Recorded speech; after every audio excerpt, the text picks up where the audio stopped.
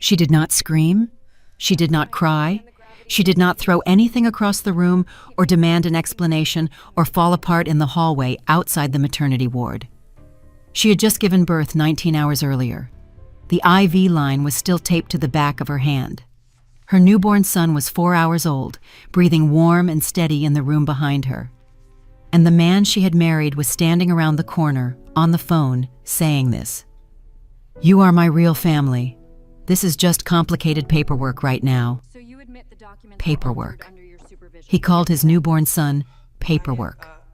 Claire Hartwell stood in that hallway and felt the floor tilt beneath her. No money, no job, no access to a single account. A husband who had spent months quietly building a life with someone else while she carried his child. And a mother-in-law who knew, who had always known, who had hugged Claire at the wedding and called her exactly what this family needed. She had 1 hour-old baby and one decision to make: fall apart, fall, or begin. She opened her notes application. And what she did next over the following months was so precise, so patient, so completely unexpected, that the man who called her paperwork never saw it coming until it was already done. This is the story of how Claire Hartwell walked out of a hospital, out of a marriage, and out of a life built on someone else's terms, and how she built something so much better on her own. Lesson statement. What this story reminds us is simple, but not easy. The most powerful thing you will ever do is refuse to disappear when someone needs you to. Meaning and value. This is not just a story about betrayal. It is a story about what happens after the discovery, after the isolation, after the moment you realize the person you trusted most has been quietly erasing you. It is a story about documentation over desperation, patience over panic, precision over performance. Claire did not win because she fought louder. She won because she paid closer attention. And that is a skill every one of us carries, whether we know it yet or not. If something in this story landed for you, if you recognized a moment, a feeling, a situation you have lived through, or watched someone you love survive, take 1 second and hit like. Leave a comment. Tell us what part stayed with you. And if you know someone who is quietly holding something together right now, someone who is in the middle of their own hallway moment, share this with them. Not with a message, just send it. Sometimes the right story at the right time is the only thing that reminds a person they are not alone. Subscribe if you want more. We will be here every week with stories that do not just entertain, stories that stay. The hallway outside the maternity ward smelled like antiseptic and burnt coffee. Claire Hartwell stood barefoot on the cold linoleum, an IV line still taped to the back of her left hand, a hospital gown tied loosely at her back. She was 32 years old. She had been in labor for 19 hours. She had not slept. She had not eaten since the day before. Her son had been born 4 hours ago, 7 pounds, 3 ounces, perfectly healthy. Already named, she was not supposed to be standing in this hallway. She was supposed to be resting. But she had heard Ryan's voice from around the corner, low and unguarded, and something old and instinctive had pulled her out of bed before she had time to decide whether she wanted to know. She stopped at the corner and listened. Ryan's voice floated through the quiet corridor with the ease of a man who believed he was alone. He said, "She had the baby. Boy, everyone is fine. I just need a few days to manage the optics. Then we can actually talk." A pause. A woman's voice answered, soft, familiar in the way a voice gets when it has been listened to many times. "Does this change anything for us?" Ryan exhaled. "No, you are my real family, Ness. This is just complicated paperwork right now. That is all it is." Claire did not move. She stood in the hallway with an IV in her hand and a hospital gown on her back, and the sound of her newborn son's first cry still living somewhere in her chest.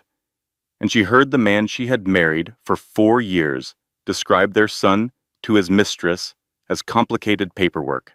She waited. She waited for him to laugh it off. to correct himself, to say something that would give her a different explanation. He did not. He said something quieter that she could not hear, and then she heard him end the call. Claire walked back to her room.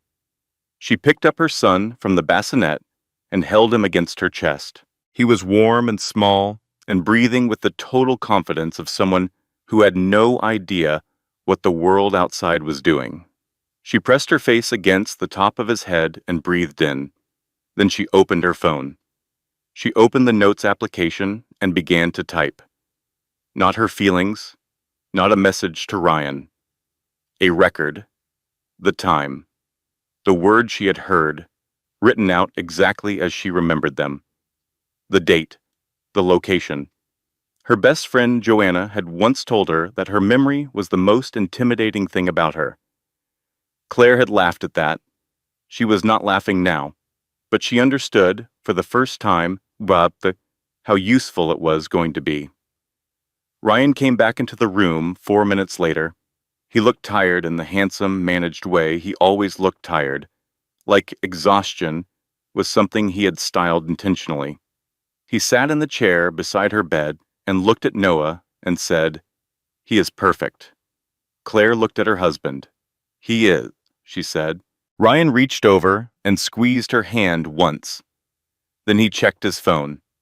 Claire watched him and thought about the word he had used. Paperwork. She thought about the last 4 years. Quitting her job because Ryan said it would be good for them. Moving to the Upper East Side for his career. Sitting alone through evenings that stretched into nights while he worked late, believing that love meant patience, that sacrifice was the same as partnership. She thought about all of it, and then she made a decision so quiet that no one in that room could have detected it. She would not confront him.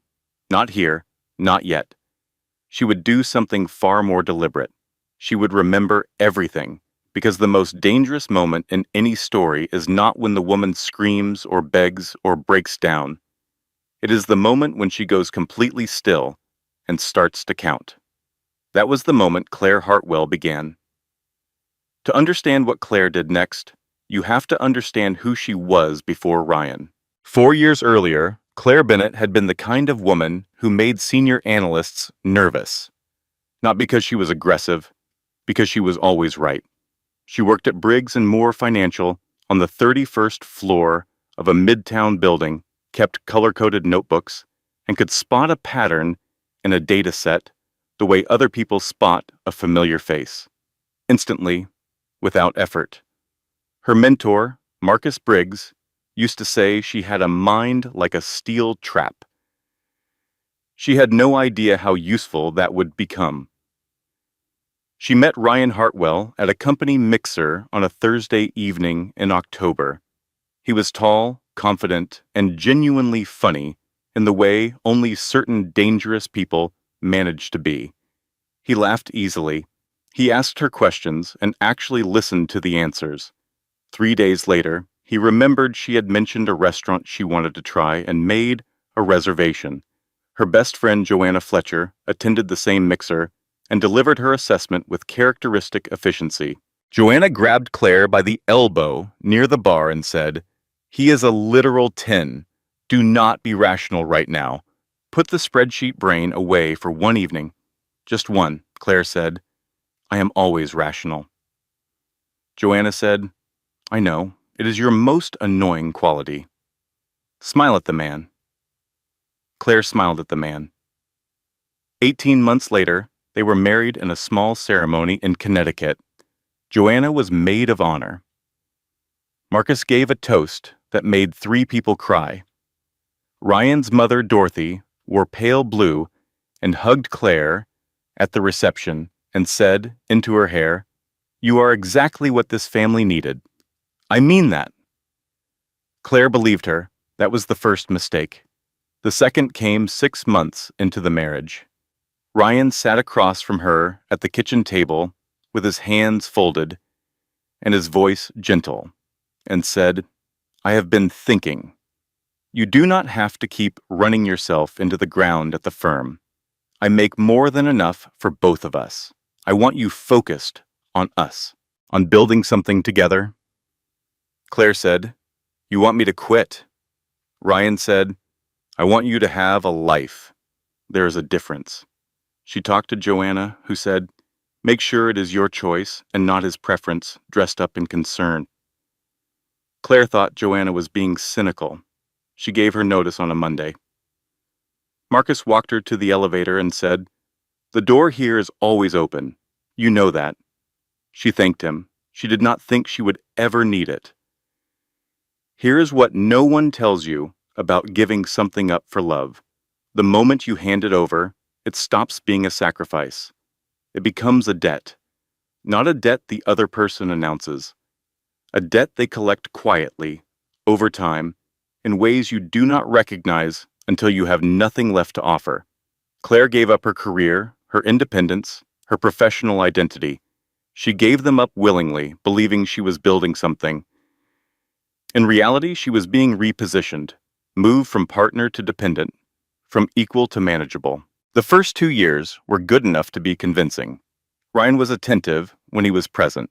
He planned trips, remembered anniversaries, told friends at dinner parties that he had married the smartest woman he had ever met. He said it with pride.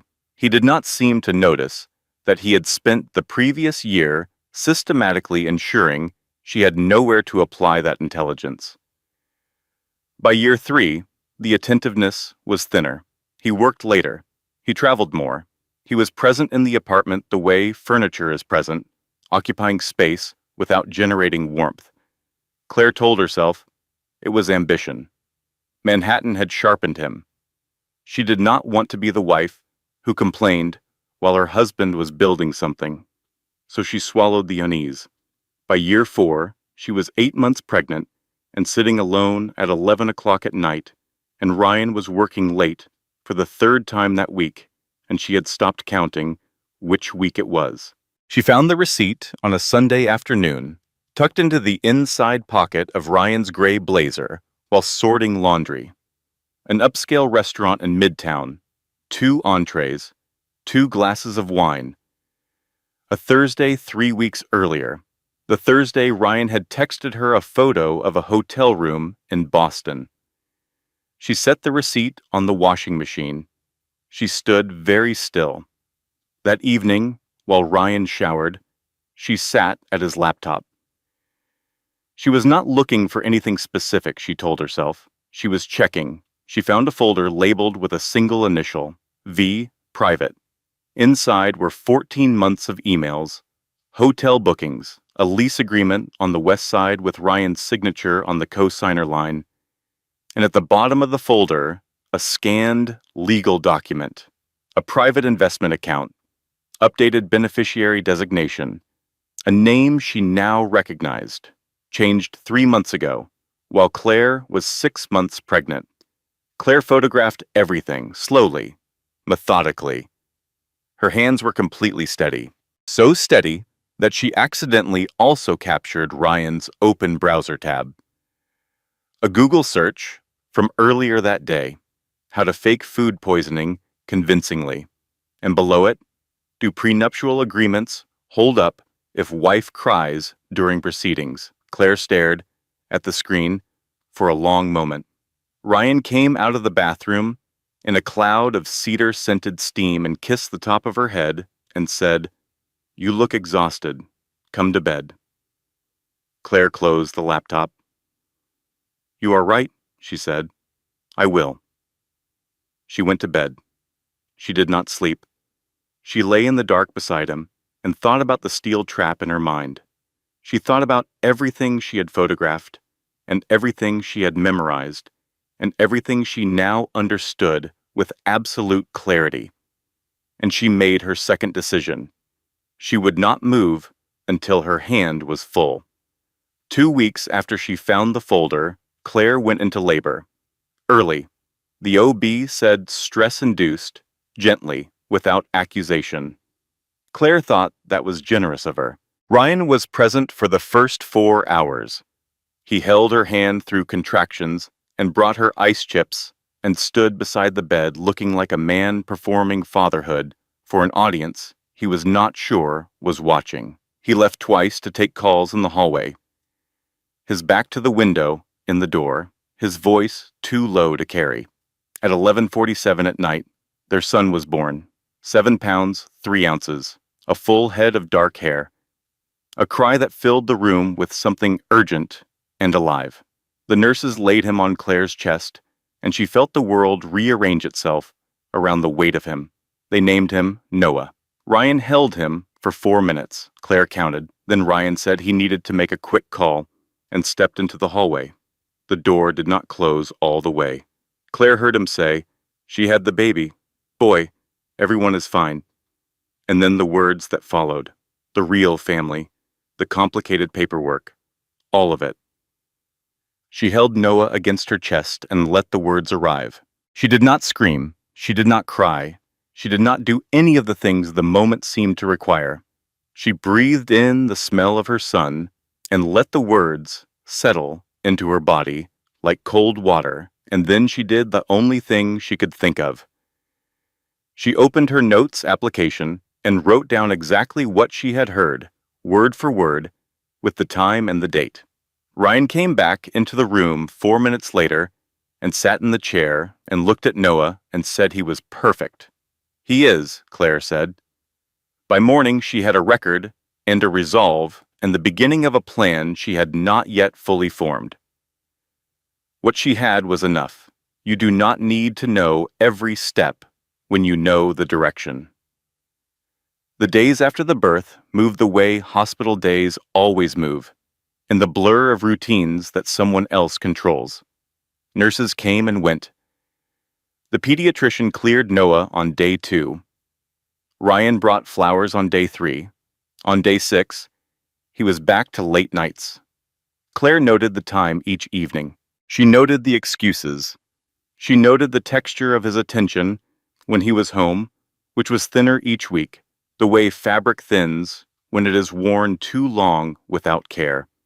Joanna came on a Wednesday with coffee and a casserole and took 4 minutes to reach a verdict. She watched Ryan leave for a dinner meeting at 6 in the evening and then turned to Claire and said, "He held that baby for 4 minutes. I timed it on my phone. My neighbor's golden retriever holds things longer than that." Claire said, "He is adjusting." Joanna said, "To what exactly?" Claire said, "Fatherhood is a transition for some men." Joanna was quiet for a moment. Then she said, "Okay, do you want me to heat up the casserole or keep workshopping that sentence?" Claire let herself smile, just slightly. "Heat up the casserole," she said. That same week, Claire tried to use the joint credit card at a pharmacy. She was buying diapers, saline drops, and nursing pads. The card was declined. She tried again. Declined. 3 people stood in line behind her. The cashier looked at her with the careful pity of someone who has seen the situation before and knows better than to comment on it. Claire smiled and said, "There must be a technical issue," and paid with the last $60 of cash in her wallet and walked to her car. She sat in the driver's seat for 4 minutes. Then she picked up her phone and called Marcus Briggs. Not to tell him anything, not yet, just to confirm that the door was still open, just to hear a voice that had never once made her feel like something to be managed. Marcus answered on the second ring and said, "Claire Bennett. It has been too long." She said, "I just had a baby, a boy. His name is Noah." Marcus said, "Good strong name. Are you happy?" There was a pause. Claire said, "I am working on it." Marcus said, quietly, "The door here is always open.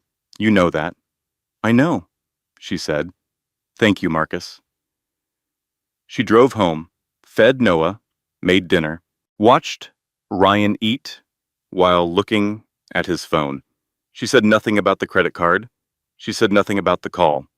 She noted both in her record with the date and the time and the exact words Ryan had used the previous evening when she had asked about the accounts, and he had said, "I reorganize things.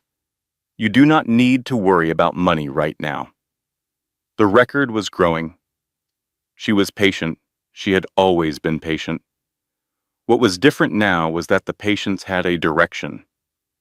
6 weeks after Noah was born, Ryan insisted Claire attend his firm's charity gala. He framed it as concern. "It will be good for you, adult conversation. You have been cooped up for weeks." He hired a sitter without asking which evening Claire preferred and presented the arrangement as settled. Claire noted this. Joanna came over to help her get ready, arriving with a navy dress and a curling iron and opinions about everything, which was the same as any other visit. She worked on Claire's hair and said, "You look like a woman who knows exactly where everything is buried." Claire said, "That is the goal." Joanna put down the curling iron. "Are you sure you want to go?" "I want to see his world with my own eyes," Claire said. "While I still have access to it." Joanna looked at her for a moment. That sentence was either very brave or very ominous. "Probably both," Claire said. The gala was held in a glass-walled venue in Midtown. Soft lighting, a string quartet, the particular low hum of people performing wealth at each other. Claire moved through the room slowly, noticing everything. The way Ryan's posture changed when he was in professional spaces, taller, more deliberate, like a man arriving at his natural habitat.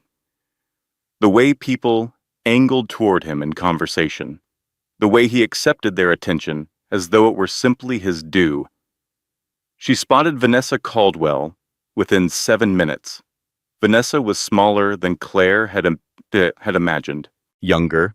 She stood near the bar with the relaxed ease of someone who has never once felt out of place in a room like this. Her hand rested on Ryan's arm the way a habit rests, not possessive, familiar. Vanessa turned and saw Claire. Her smile arrived without hesitation. "You must be Claire," she said. "Ryan has told me so much about you." Claire returned the smile with equal precision. "Has he?" "That is kind. He mentions you too, more than he probably realizes." A pause. 3 full seconds that contained an entire conversation. Ryan stepped forward with a smooth redirect. "Vanessa works with several of our partner firms. Brilliant analyst." He said it like a fact he was establishing, not sharing. Claire said, "I am sure." She held Vanessa's gaze 1 beat longer than necessary, then she turned away, and that was when she saw Dorothy, Ryan's mother, standing near the terrace doors, 20 feet away. She was greeting someone's arrival with the particular warmth of a woman welcoming family, a familiar embrace, a whispered exchange that produced a shared laugh. The easy physical language of people who have known each other long enough for formality to be unnecessary. The person she was greeting was Vanessa. Claire stood very still. Dorothy Hartwell had hugged Claire at her wedding and said, "You are exactly what this family needed." She had called twice a week during the pregnancy. She had brought a casserole the week after Noah was born and held him and cried and said she could not believe how lucky Ryan was. She had known. She had known for what appeared to be a significant length of time. And she had approved, or enabled, or participated. Claire could not yet determine which, but she understood that the woman she might have run to, the woman she had trusted as a second mother, had been part of the architecture of the lie. She understood something else too. She was completely alone, which meant she had nothing left to lose, and people with nothing left to lose are the most difficult people to manage. Claire stood in the middle of the gala and let this knowledge settle into her body. She felt no anger. Anger was expensive, and she needed to conserve everything. What she felt was clarity, cold and comprehensive and entirely useful. She found Ryan near the bar 20 minutes later and stood beside him for the rest of the evening with perfect composure and said appropriate things to appropriate people and smiled exactly as much as the situation required. In the car on the way home, Ryan said the gala had gone well. Claire said, "Yes, it did." She looked out the window at the city and thought about Marcus Briggs and the door he had said was always open. She was going to need it. Claire met Briggs at a diner on 48th Street on a Tuesday morning.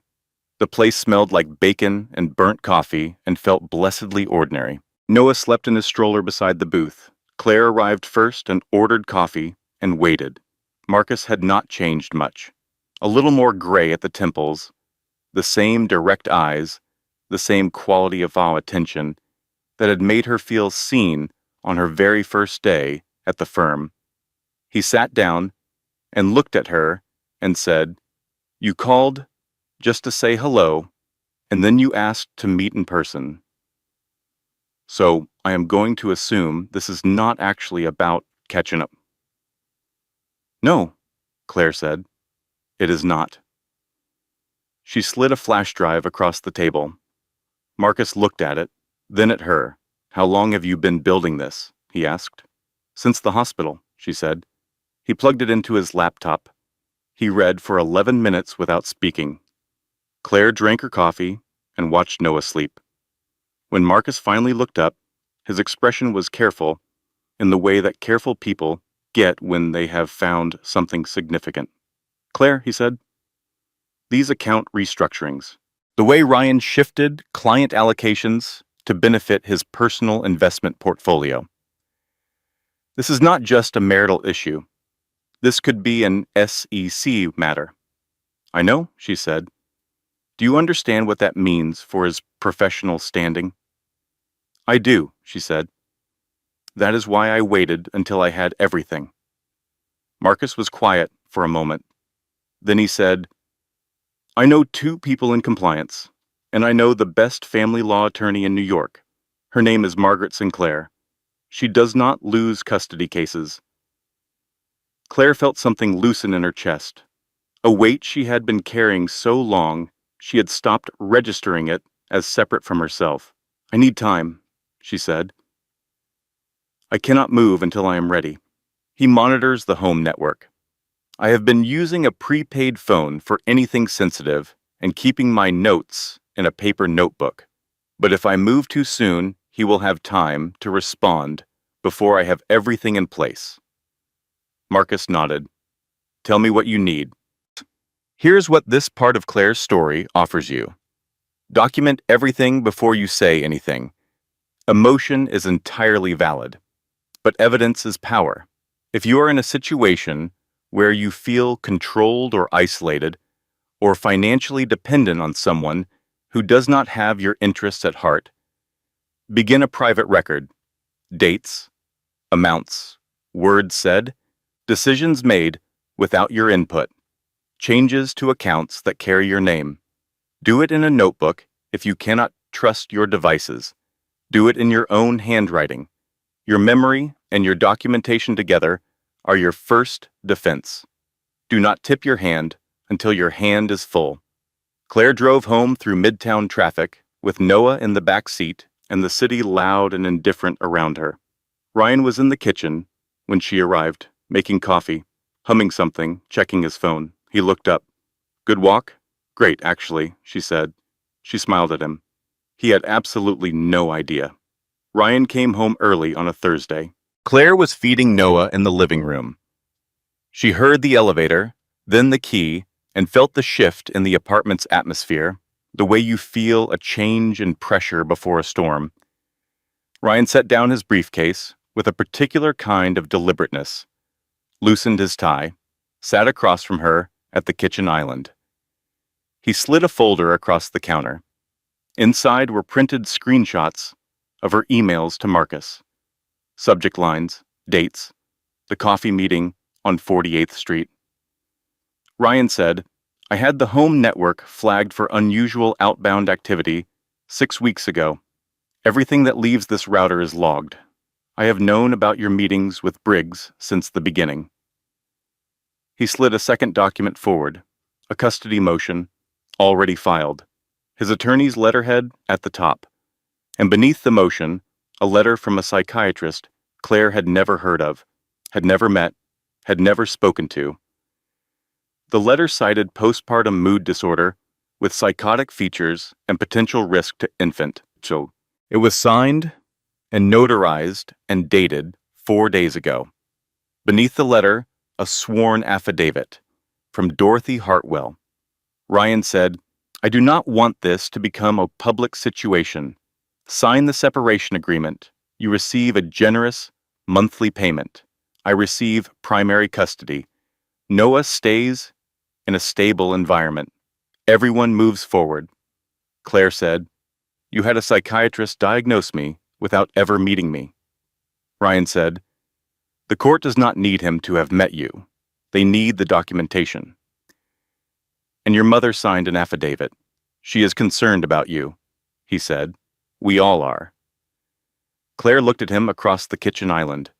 The man she had married, the man who had described their son as paperwork, who had monitored her communications from their own home router, who had arranged a psychiatric diagnosis from a doctor she had never encountered, signed by a mother-in-law who had once told her she was exactly what the family needed.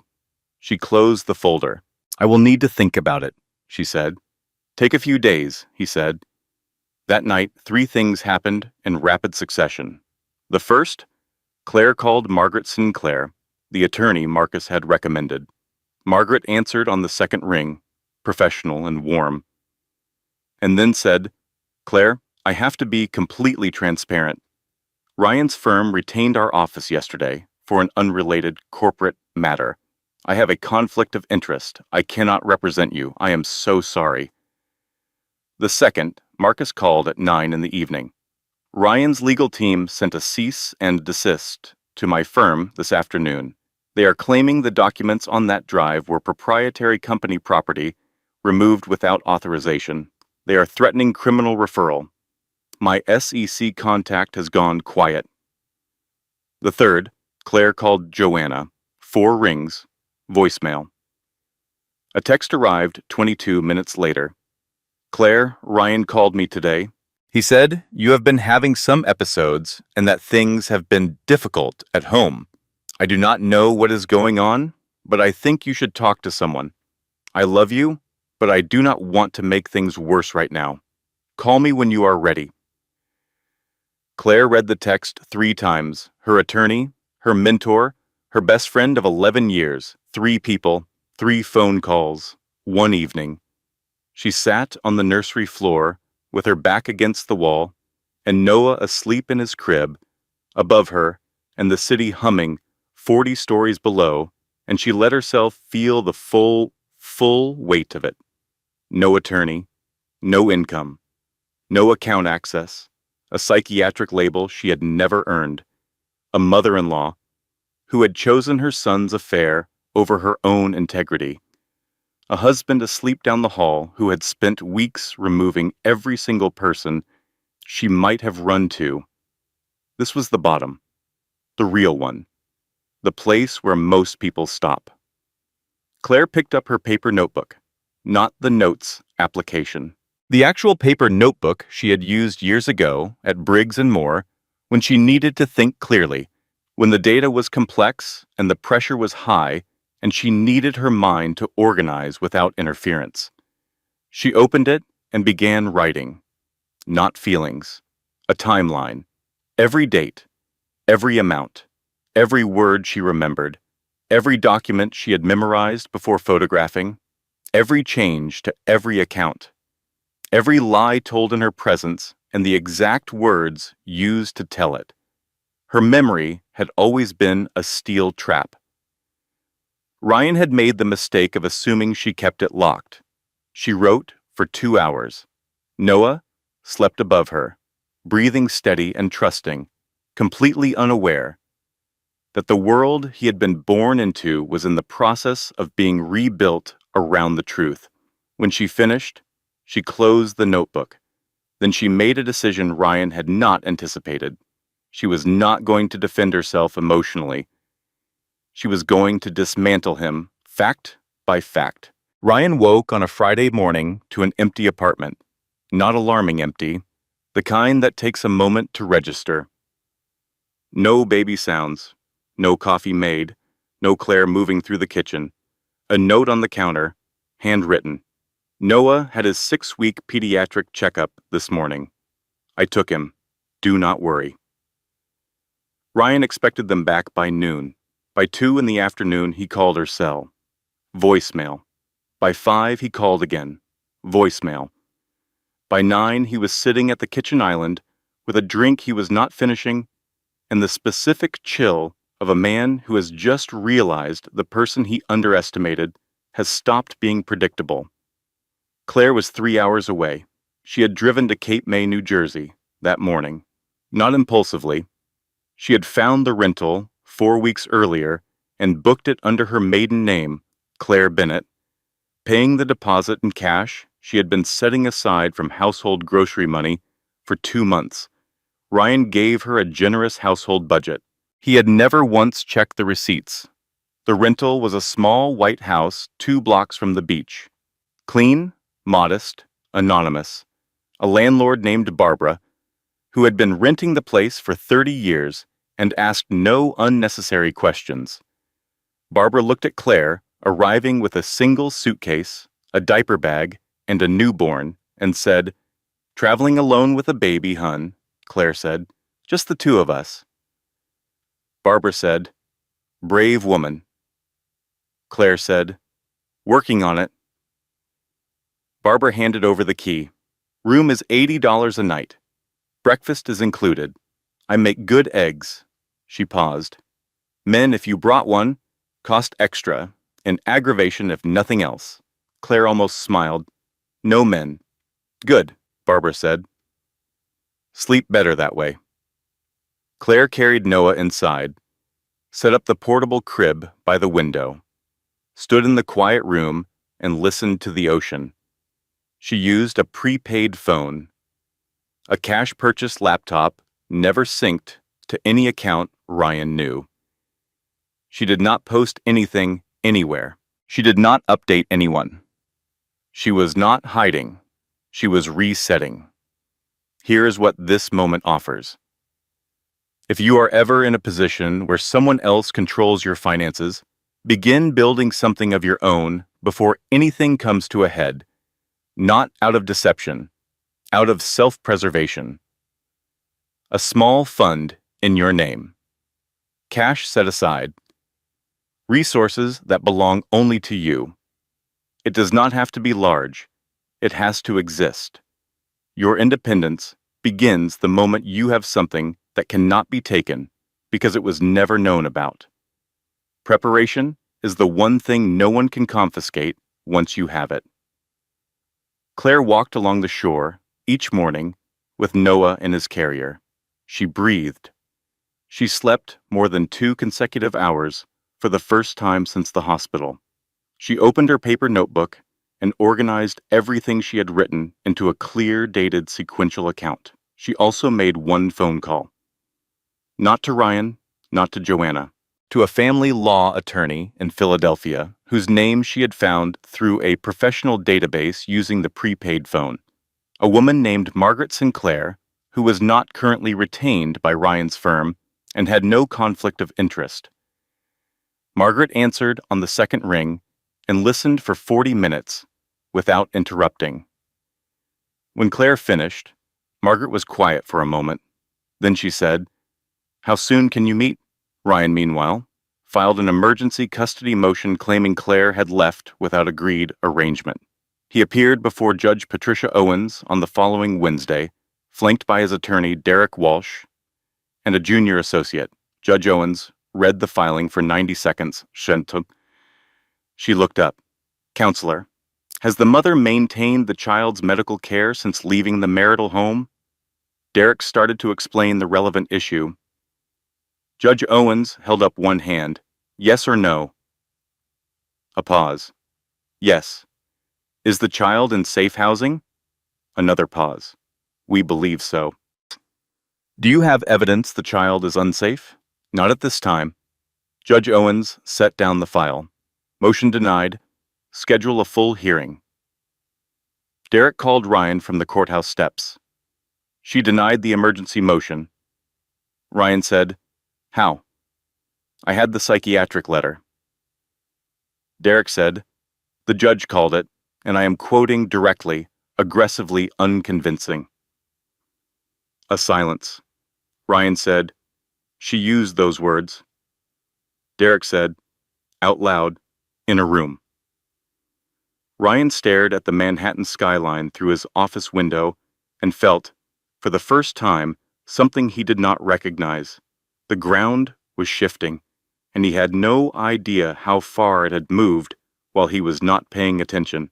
The first full custody hearing was scheduled for a Thursday morning, 6 weeks after Claire left the apartment.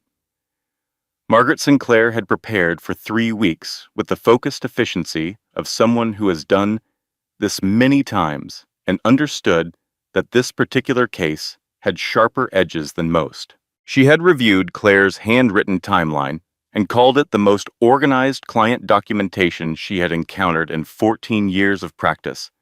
She said it without sentimentality, as a professional assessment. Claire arrived at the courthouse alone, navy coat, no jewelry, Noah asleep in his carrier, against her chest. She looked neither defiant nor diminished.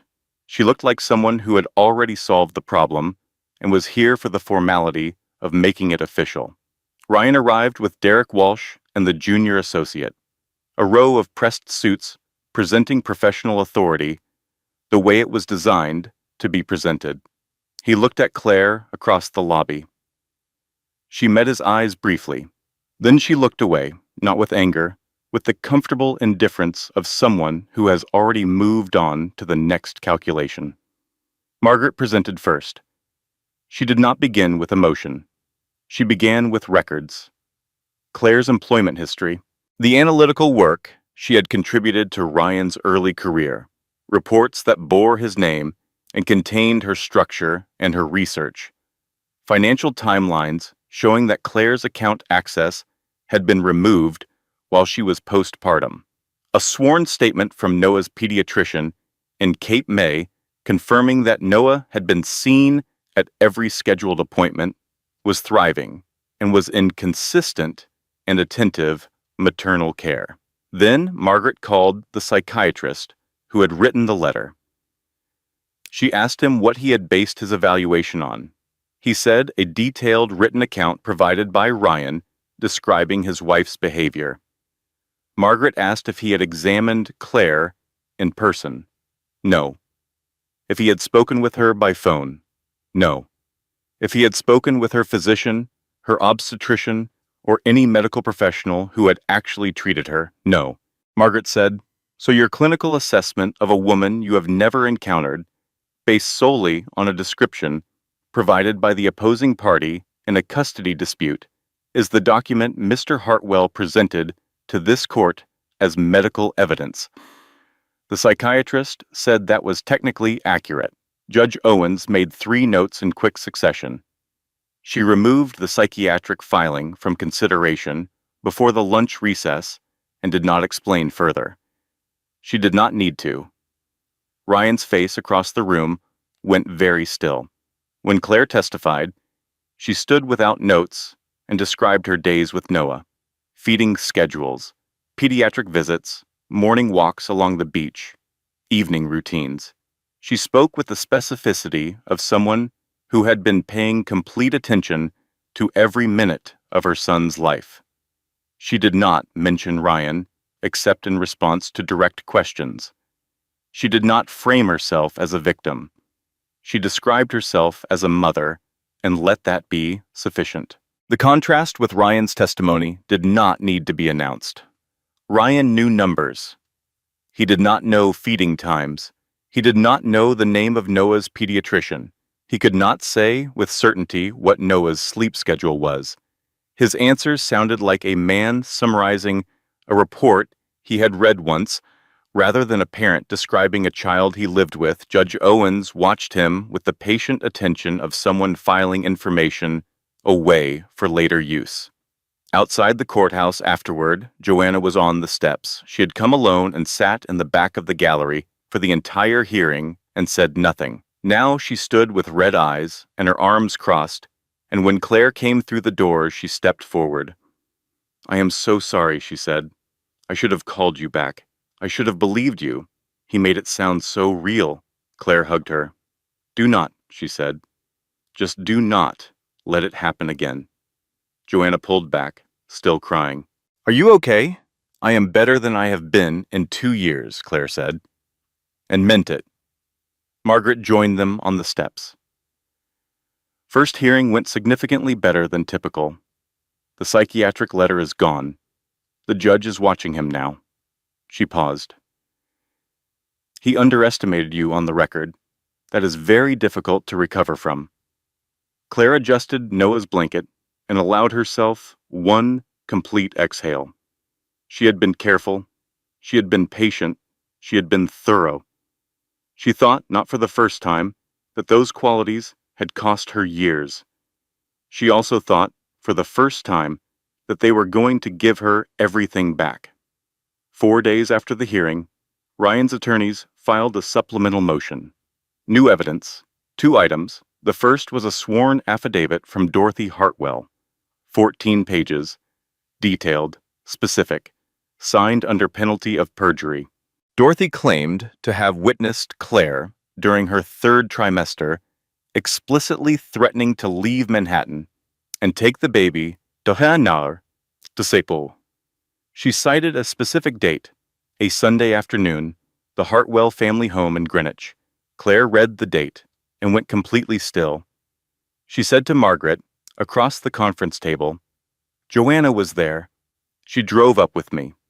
We sat in Dorothy's kitchen for 3 hours. Dorothy made lemon pound cake. Joanna ate 3 slices. Margaret looked at her. Dorothy just lied under oath," Claire said. "About a day when my best friend was sitting 4 feet away from me."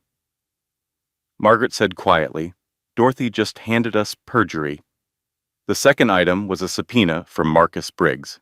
Ryan's team had pulled phone records, 7 calls between Claire and Marcus in the 3 weeks before she left. They were framing it as coordinated professional sabotage using stolen data. The hearing was delayed pending review. Margaret said the delay was designed to exhaust her, to make her feel like she was losing ground. "Ryan's team is counting on this wearing you down," she said. Claire said, "Dorothy lied under oath on a date that Joanna can document down to the lemon pound cake. That is not a complication. That is a gift." Joanna testified at the second hearing with the contained fury of a woman who has been patient as long as she intends to be. Margaret walked her through the entire Sunday in Greenwich, the time of arrival, what Dorothy served, the conversation about baby names, the specific remarks Dorothy had made about the nursery color Claire was considering. None of it matched Dorothy's affidavit. Joanna had texts from that day. A photograph of Dorothy's kitchen she had sent her sister, time-stamped and geotagged. Derek Walsh attempted a cross-examination. He asked if Joanna's long friendship with Claire made her testimony potentially biased. Joanna said, "Yes, we have been friends for 11 years, which means I was also friends with Ryan for 11 years. I attended their wedding. I have had dinner in their home probably 40 times. And I am still here testifying for Claire. You are welcome to make of that whatever you would like." 3 people in the gallery wrote something down. Judge Owens looked at Dorothy Hartwell in the second row and said, very evenly, "Ms. Hartwell, this court takes sworn testimony very seriously. You will be hearing from our office." Dorothy's expression did not change, but she did not look at Ryan, and Ryan did not look at her. Then Margaret introduced a final piece of evidence, A written statement from Vanessa Caldwell, submitted in response to a request from Ryan's team for a character reference on his behalf. Margaret read it aloud. I am unable to provide testimony on behalf of Ryan Hartwell, as I am no longer in contact with him and have no direct knowledge of his fitness as a parent. I wish all parties a swift resolution. She folded the paper. The room absorbed it. Ryan stared at the table in front of him. Margaret leaned toward Claire and said, very quietly, she did not even sign it, with best wishes. Claire said, barely moving her lips, just regards. Margaret said, cold? Claire said, accurate. That week, the SEC inquiry that Marcus had originally triggered moved into an active phase. Ryan was placed on administrative leave pending investigation. His name disappeared from the firm's website within 48 hours. Not removed dramatically, just quietly gone, the way a table setting is cleared when a guest is no longer expected. Derek Walsh withdrew from the custody case citing irreconcilable differences in strategy. A younger, less expensive attorney appeared beside Ryan at the third hearing. He looked like he had prepared thoroughly and slept poorly and was beginning to understand the full dimensions of what he had walked into. Judge Owens opened the third session and turned to Ryan. Mr. Hartwell, I have some questions about your current employment status that were not fully addressed at the previous hearing. Ryan answered. His voice was controlled, technically accurate, but in a courtroom focused entirely on the stability and welfare of a small child, technically accurate was not the same as reassuring. When Ryan attempted to argue that he had always provided financially and had never failed his son materially, Judge Owens looked at him with the patience of someone who has heard this particular sentence many times before. Mr. Hartwell, she said, this court is not evaluating your income. We are evaluating your reliability. Those are not the same thing. She returned to her notes. Outside the courtroom afterward, Ryan's new attorney pulled him aside and said, prepare for limited custody. Ryan said nothing. Across the parking lot, Claire buckled Noah into his car seat with steady hands. The ground beneath her feet was not moving anymore. The permanent custody ruling arrived on a Thursday morning. Claire was at the kitchen table, and Cape May with a cup of coffee and 2 consulting files open, and Noah in his high chair, banging a spoon against the tray with the pure, uncomplicated joy of a child who has never had a reason to be afraid. Her phone buzzed. She read the notification once, then again. Primary physical and legal custody granted to Claire Bennett Hartwell.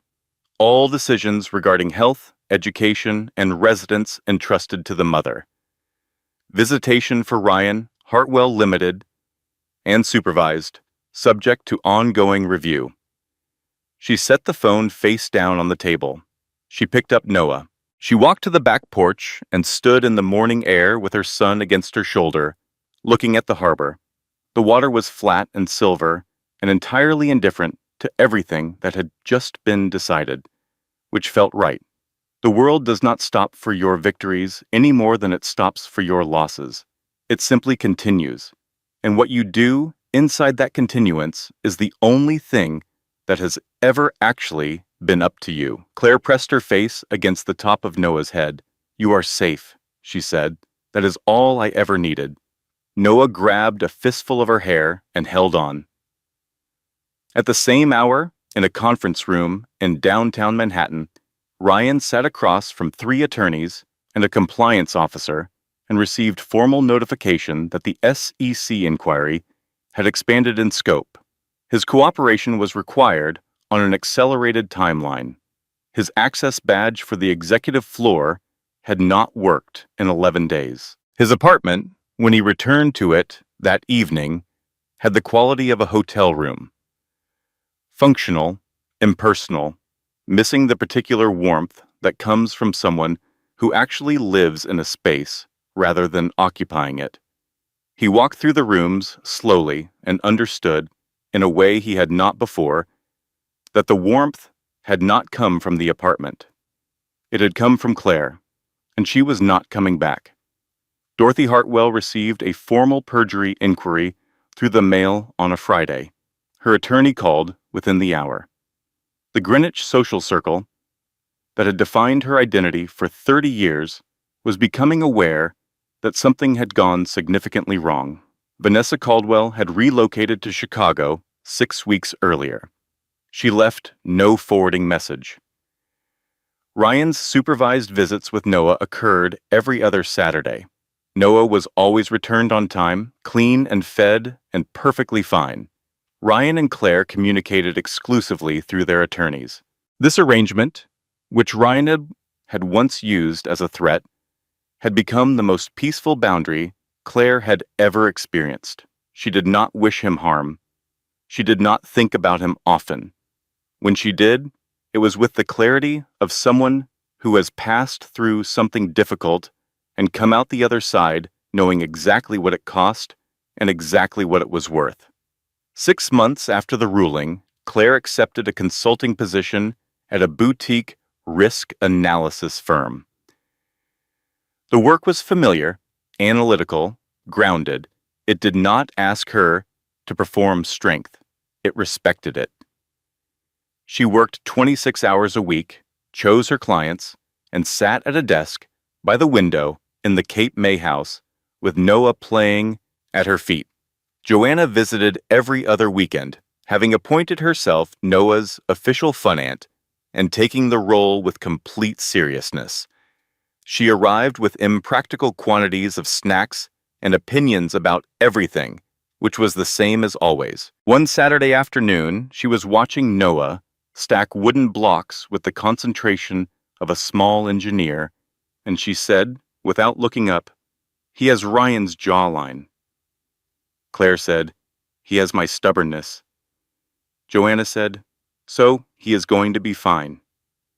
Claire said, "He is going to be better than fine." Joanna was quiet for a moment. Then she said, "Are you?" Claire considered the question honestly. "Yes," she said. "Actually, yes, not performing it. Actually." Joanna stole one of Noah's crackers. "Good," she said. "Also, there is a man named Thomas who brings you coffee on the porch, and you have not mentioned him once, which means you actually like him." Claire said, "He is a neighbor." Joanna said, "He is a neighbor who knows how you take your coffee." "It is a small town, Claire." Claire looked at her for a moment. "He is kind. He does not ask questions I have not offered answers to. He lets Noah exist in a room without treating him like a complication." "That matters to me now," Joanna said. "It should have always mattered." "I know," Claire said. "I know that now." Thomas Reeves was a lighthouse restoration architect who had moved to Cape May 2 years earlier from Philadelphia. He was quiet in the way of people who have learned that listening is more useful than talking. He brought coffee on Tuesday and Thursday mornings and waited when Noah was fussy without impatience and had not once made Claire feel like a liability or a project. She was not rushing anything. She was allowing something to exist without requiring it to be a destination. That, she had decided, was the most adult thing she had ever done. One evening in November, after Noah was asleep and the house was quiet, Claire sat at the kitchen table with her tea and her laptop and paused before opening her files. She thought about the woman who had stood in a hospital hallway 18 months ago with an IV line in her hand and a phone showing a text message and a 4-hour-old baby crying from the room behind her. She felt no anger toward that woman. She felt something closer to gratitude. That woman had not fallen apart when she had every reason to. She had opened her notes application, and everything that followed had come from that one quiet decision: to begin, to document, to remember, to be more patient than the person who is trying to erase her. Here's what this story leaves you with. You cannot control what someone chooses to do with your love. You cannot control whether they see your value or use your trust against you, or decide one day that you have become inconvenient. Those choices belong to them. They always did. What belongs to you is what you do next. Claire did not win by destroying anyone. She did not win by screaming or begging or making herself smaller to survive. She won by refusing to disappear when someone needed her to.